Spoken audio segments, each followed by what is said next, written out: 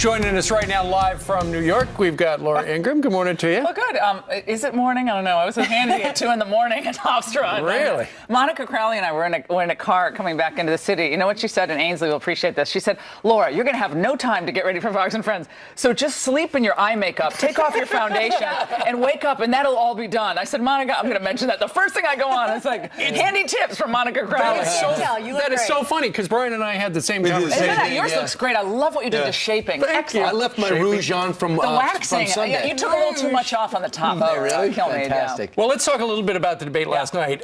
You know, people were tuned in. She didn't pass out. She didn't cough. She looked good. He didn't look crazy, and he had, he had a temperament that seemed presidential. I think that montage, first of all, whoever just edited that montage did a great job. Fantastic.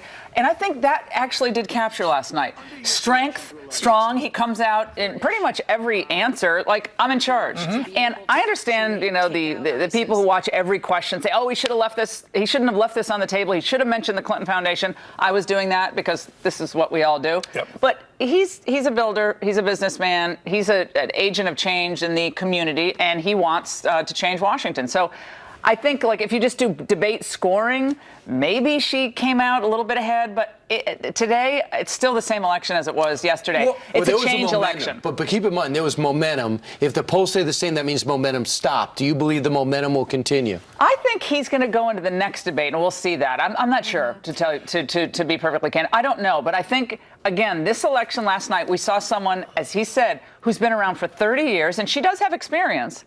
But the experience is one of failure, time and again. And that stays with you in this debate. I don't think that leaves, even if Hillary's polished, and again, I think she looked good. She obviously did have the stamina. And I think each of these experiences for Trump will be a learning experience. She's done the one-on-one debates time and again. What does he need to do preparing for the next debate? I think what's always helpful, and I find this, I'm going to be debating with Newt Gingrich on Friday in Toronto, and you know we have our own game plan, but aren't you both on the same side? We are, but we're debating two very crafty liberals and, on Friday. But you have a few points, and you really always kind of work your way back to those points. Hillary Clinton is part of the corruption machine in Washington. We've seen where her ethical ratings are, and for good reason. She profited off of her position at the State Department when she was supposed to be serving the people. That's one. Number two, she says the economy's fine. Is it? You all feel like the country's going in the right direction? I don't think so. Right. We've tried her way. Now it's my turn. It's our turn. We're going to turn this thing around. And number three, foreign policy, what she's in charge of, is in chaos.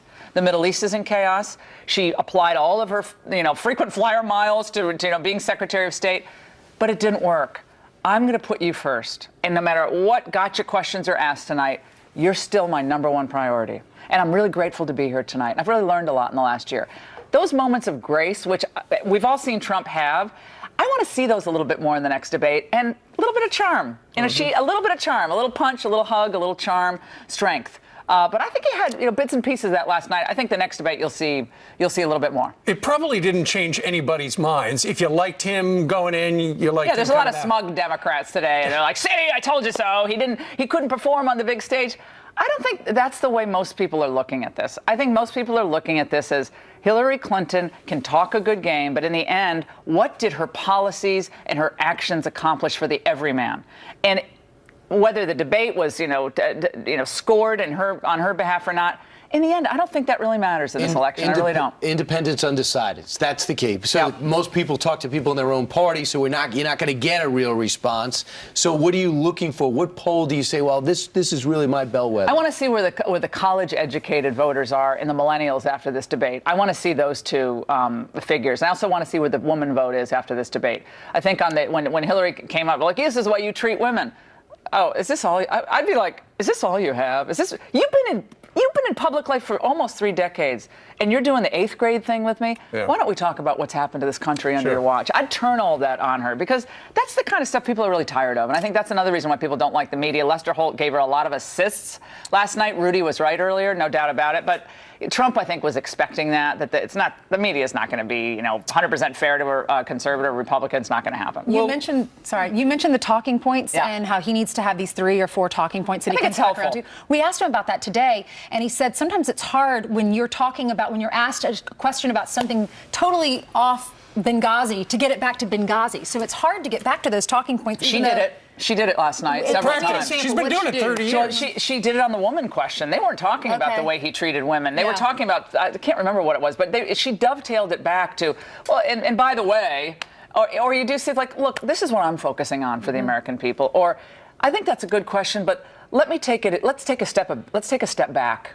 And let's really look at the broad picture of what's happened in America. There's little rhetorical tools that you can use that are just common debate tools that, again, you have to practice. We don't even remember what the question was. Yeah, and I think, again, we're thinking every person watching this is with a notepad and going, okay, she got this, he didn't mention Benghazi, oh wait, she made this point and he didn't mention the Clinton Foundation. Right. Most people want a strong America and things to change for the better, whether they're partisan or not. They want things to be better for our country. Well, you just mentioned Benghazi, Clinton email, and also the Clinton Foundation. Those are things that Lester Holt never asked about. Cybersecurity. He asked the cybersecurity, Steve, with a straight face to Hillary Clinton. But instead, Donald Trump didn't say it. Didn't pick up the ball and run with it. And Trump got grilled on his tax returns, on the Iraq War, when he was a private businessman, on the Bertha thing, bankruptcies. But again, but those are all to be expected. The Bertha question is that's at the top of the list. How did you think he responded to it? Well, I think we spent too much time on it. I mean, everyone knows watching me. I'm going to tell you what I think. Spent too much time on it. What I would have done is said, oh, really? First of all, I put that to rest. Lester, why are you obsessed with this question?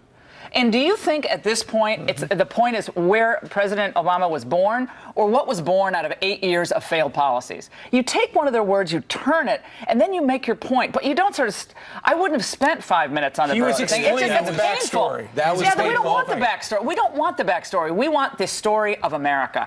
And I want a few more anecdotes from the trail. Hillary's very good at weaving in those personal anecdotes.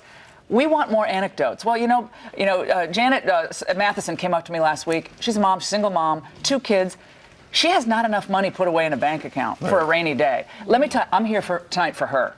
We need some of those moments of grace and moments of personal narrative and storytelling that stays with people. I mean, here's an example. You have a guy that decided to invest in wealthy high rises. Okay, that's where he wants to invest it. Other people want to make wine or make beer. This is what he tried to do. Doesn't mean he doesn't like poor people. But now that he's traveling the country, I'm fascinated when the cameras are down. What is it like meeting a group of people in different areas of the cities and in suburbs that you never met before? What have you learned from traveling the country, even at the age of 7? Right, and we all learn. Don't we all learn when we travel around the country? And I know he does. I know he learns. I know he's deeply touched by the victims of crime. He was moved by Detroit. I think Donald Trump in Detroit and Donald Trump maybe in Mexico, those were moments for him that I think it's a narrative he wants to repeat. Now, you can't do that every time. But it's good to have a moment where you step back and you say, as we're closing tonight, I just want to say what a privilege it is to be here. Or the flooding in Louisiana. Remember when he went down he was there? phenomenal. Yeah. But the idea that Donald Trump's a businessman doesn't care about that's ridiculous. But again, I think most people see that. And I think most people know that. But you need to drive that home. You need to put Hillary away in this next debate. You can't wait to the 3rd debate to put her away. I'd put her away in the next debate. And he can do it, absolutely. We were talking in the green room area, and you said that, because the way we watch TV, where we've got a pad and like this, but the average person at home walking in and out, going to the kitchen. Yeah, they're like, well, she looks pretty good. I'm like, he's not insulting her. And she looks better than she looked, on 9/11. So, it's a draw. I think most people look at it. And she was conscious. Yeah, well, yes, exactly. The metaphor didn't play out, but I think most people watch this and they think, they're still at each other's throats, and my life is still. I know we have time for this, but the next debate's at Town Hall. Yeah. So people are going to be asking questions. He's most likely going to be on his feet. They're going to be going in and out of each other. Tell me about the skill set he brings to the table. Is that going to be harder? Now, I think when you see him one-on-one with people, as I have, as many of us have, that's his strength. He's so kind and he's so gracious to the individual, to the mom, to the factory worker, to the everyman. And you see him whether it's on the street or in a crowd or even at one of his venues, his clubs. The people know he really cares. Thank you for what you did to my family last week. I really appreciate that. We need to see those moments. Just because you're criticized on every point. Or on certain points, you don't have to respond. You say, something, I understand why you're making that point, but let me tell you the way I see it. Yeah. Or I get what you're saying there. That's a good point. I don't quite agree with the way you framed it, but let me tell you about my story of what I've seen in America. I think to kind of take it down a little, take it down a notch, and listen. Well, sometimes listening is just a really good thing to do. Some are comparing him to Bill Clinton because Bill Clinton is known to do that kind of thing. And I know when I met Donald Trump for the first time, he was talking about the ratings on our show. I'm like, I don't even know what the ratings are necessarily. But he cares about what you're doing. He had looked it up. Put your arm around someone and say, "Gosh, thank you for being here for me. Thank you for spending this time with me. Thank you for sharing your concerns." He does that beautifully. I hope we see that at the next debate. Well, I just think in the big picture, it might actually come down to a ground game that I know the RNC is extremely confident on. It might come down to money, where Hillary seems to have more money than. We have not seen any television ads come out for any consistency. Very curious to see if this very different style of campaigning is going to change politics Facebook forever. ads alone, I don't think do it. I really don't. I think you need to have some presence on the airwaves, and I think the ads have to be more than just cut, paste, flag waving. Yep. I think it's got to be the faces of America. This is what we've lost in America. This is what we're going to have. And you need to see some sunshine at the end. I'm coming. Help is on the way. The sun's about to come out, and I'm on your side. I want to see those ads end with "I'm on your side." Yeah. She's on the big donor side. He didn't talk about the big donors enough last night. She's on their side. They're with her. I'm with you. All right, Laura Ingram's got to go do her radio show. Got to go edit. What do I know? I'm just a radio host and a website person. I don't know. That's my debate on now. So. Thank you very much. An hour of sleep last night? Yeah, at least an hour. Yes. All right. See you guys. Thank you. Thank you, Laura. All right, more debate reactions still ahead, including our interview with Donald Trump's son, Eric. He could have gone in so many different directions. He could have been much harder on her in so many ways. He could have taken the low road. And this one ended with another special guest who kept coming up. His name kept coming up during the debate. I can't wait to see who that is. Then, many people frustrated. Trump skipped an opportunity to attack Hillary Clinton and how she's treated women. Was it the right idea? Donald Trump's campaign manager, Kellyanne Conway, here live.